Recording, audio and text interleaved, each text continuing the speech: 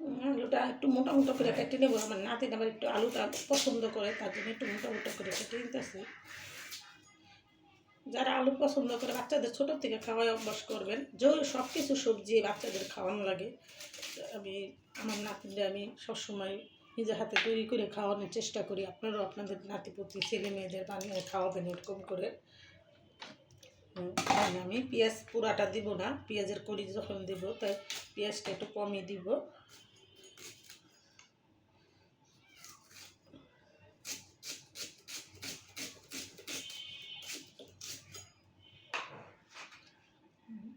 পেঁয়াজটা অল্প করে নিয়ে নিলাম, নিয়ে নিয়েছি 2-3 কোয়া রসুন আর অর্ধেকটা কাঁচামরিচ, বেশি দেওয়া যাবে না। তো আমি আমার নাতিনদের আমি সবসময় এরকম সতর্ক করে খাওয়াই, আপনারাও খাওয়াবেন। ওটা ধোয়া শেষ। আমি সামান্য হলুদের পাখি দিয়ে দিলাম স্বাদ মতো নুন, আর দিয়ে দেবো পেঁয়াজ কুচি আর রসুন কুচি, দিয়ে দিলাম পেঁয়াজের কালি আর হাফ আদার অর্ধেকটা কাঁচামরিচ, দিয়ে দেবো সামান্য একটু তেল, 2 চা চামচের মতো। কেমন মেখে দেখে রান্নাটা বসিয়ে দিই। মাখা ঝুঁকা করে রান্না করলে অনেক স্বাদ। আপনারা মাখা ঝুঁকা করে রান্না করে বাচ্চারা খাওয়াতে পারেন।